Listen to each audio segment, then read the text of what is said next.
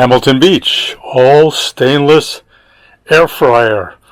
This is a fabulous, fabulous machine. You can see it's beautifully set up. It's got a digital display.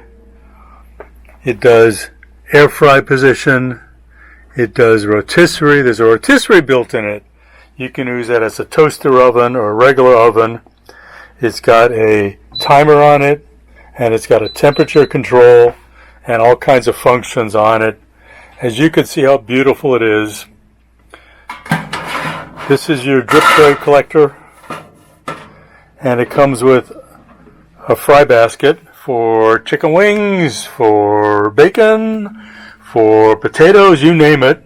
It's got a regular grill plate also if you're going to toast something. But what's really nice, it comes with the rotisserie tool. You just put it in the socket, put it on the other side, put your chicken on it, and adjustable clamps. We're cooking rotisserie chicken. Look at that. Just keeps going around. It takes about 40 minutes to an hour to go around. And it bastes in its own juices, and all the grease drips into the pan below.